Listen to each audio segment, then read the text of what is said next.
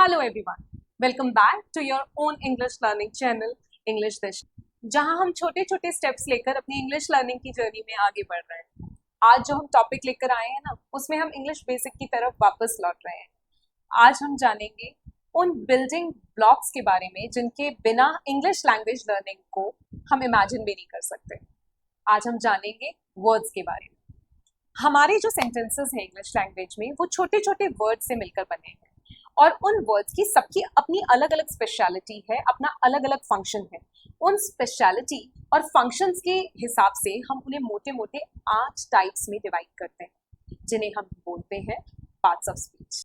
ये जो 8 parts of speech हैं, आई एम श्योर आपने इनके बारे में पहले पढ़ा भी होगा, सुना भी होगा, आप इनके नाम से फेमिलियर होंगे और आप में से कई ऐसे होंगे जो इनको बहुत अच्छी तरह से जानते होंगे।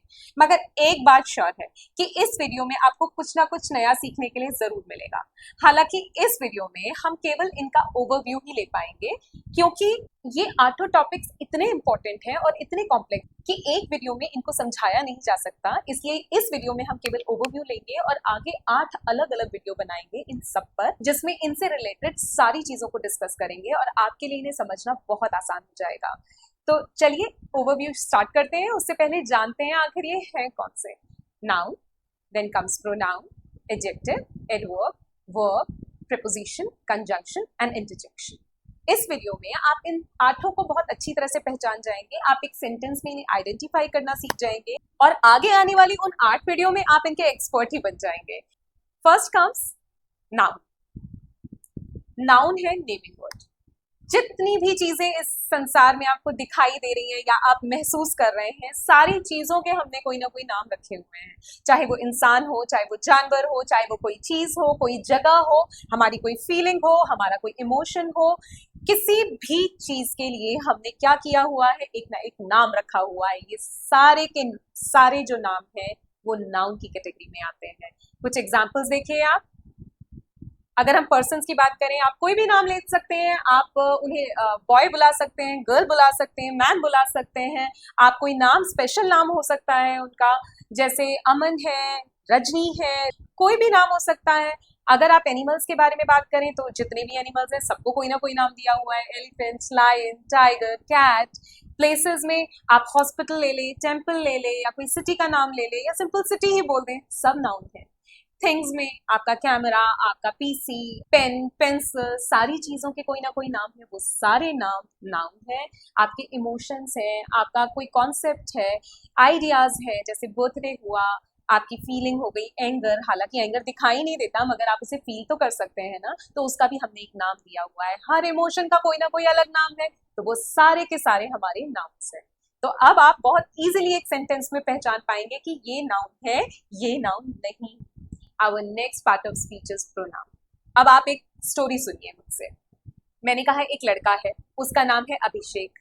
अभिषेक रोज सुबह जल्दी उठता है, अभिषेक सबका आदर करता है, अभिषेक बहुत अच्छा लड़का है, अभिषेक समय पे तैयार होता है, अभिषेक स्कूल जाता है, अभिषेक वहां बहुत अच्छे से पढ़ाई कर रहा है। वियर्ड लगा ना? हर बार मैं अभिषेक अभिषेक अभिषेक यूज कर रहे हैं, जिसकी वजह से मेरी स्पीकिंग और जो भी इस स्टोरी को सुनेगा उसे बहुत अजीब लगेगा और ये इंप्रेसिव जरा सा भी नहीं लग रहा है। अब इस स्टोरी को मैं दूसरी तरीके से बोलूं तो एक लड़का है जिसका नाम अभिषेक है। वो सुबह जल्दी उठता है, सबकी रिस्पेक्ट करता है, जल्दी जल्दी से तैयार होकर स्कूल जाता है, वहां वो बहुत अच्छे से पढ़ाई करता है। तो इंप्रेसिव हो गया ना, सुनना भी और बोलना भी। तो ये काम किसने किया है कि हमारी स्टोरी को, हमारी स्पीकिंग को, हमारी लिसनिंग को इंटरेस्टिंग बना दिया? ये काम किया है प्रोनाउन। तो प्रोनाउन वो वर्ड्स होते हैं जो नाउन को रिप्लेस करते हैं और किसी भी बात को इंटरेस्टिंग बना देते हैं। हम पर्सन के लिए भी प्रोनाउन यूज करते हैं, प्लेस के लिए भी, थिंग के लिए भी प्रोनाउन यूज कर सकते हैं।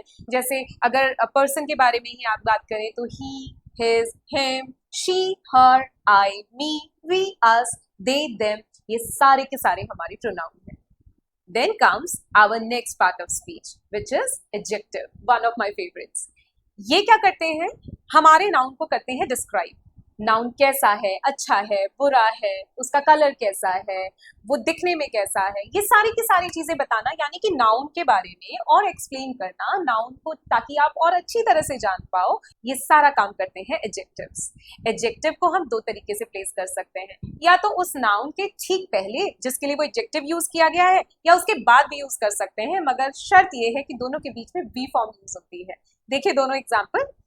यहाँ पे जो ग्रीन पोर्शन में पर्पल यूज किया गया है वो एक एडजेक्टिव है, माई पर्पल टी शर्ट, मेरी टी शर्ट। टी शर्ट क्या है? एक नाउन है, क्योंकि ये किसी चीज का नाम है। और ठीक उससे पहले हमने पर्पल यूज किया है, हमने बताया है, डिस्क्राइब किया है अपनी टी शर्ट को कि वो कैसी है।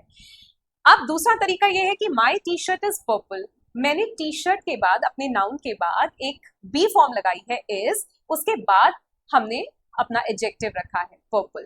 तो हम एडजेक्टिव को दो तरीके से प्लेस कर सकते हैं।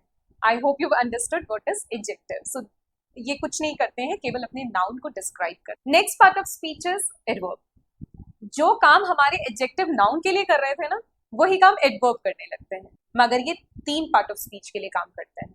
पहला वर्ब, दूसरा एडजेक्टिव और तीसरा खुद adverb.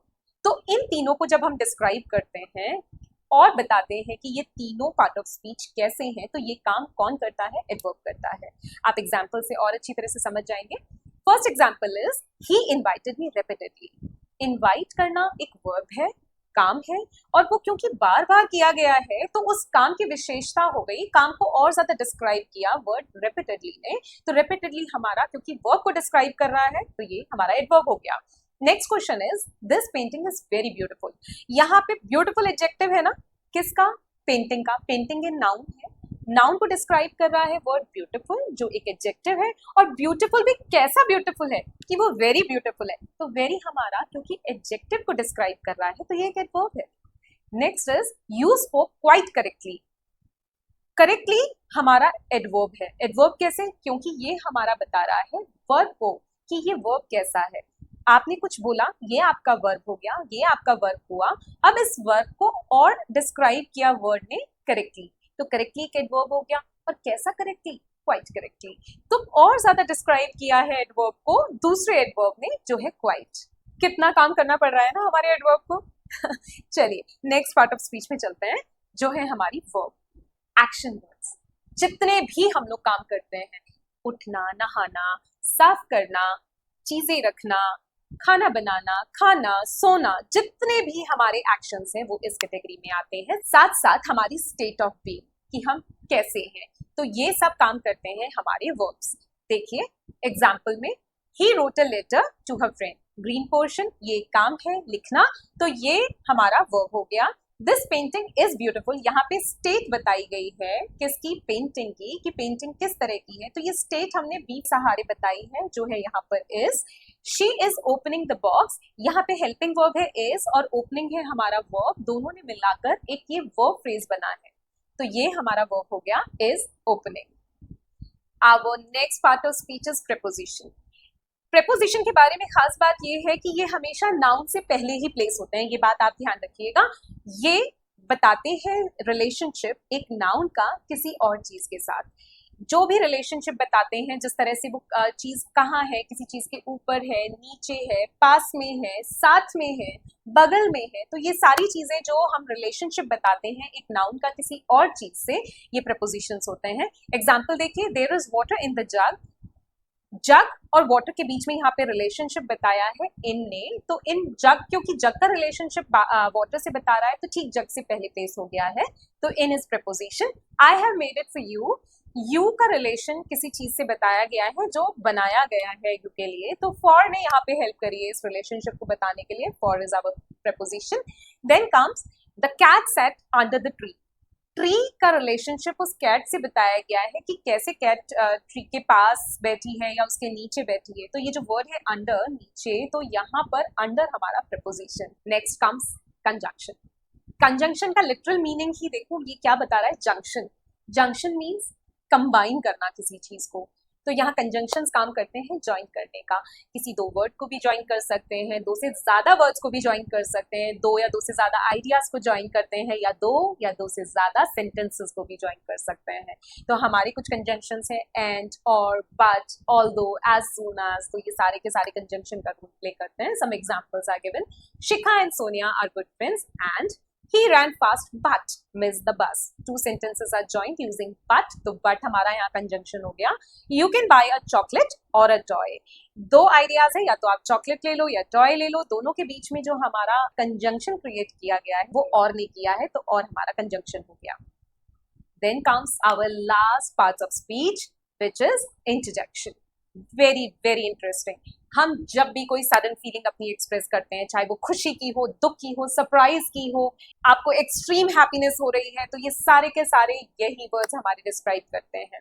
Ouch, it hurts, hurrah, I one this game, and alas she died, oh it is very sad, oh really, this is surprise. तो ये जो सारे के सारे हमारे इमोशंस हैं, जो सडन फीलिंग है हमारी, तो ये हमारी एक्सप्रेस होती है इन वर्ड्स के सहारे।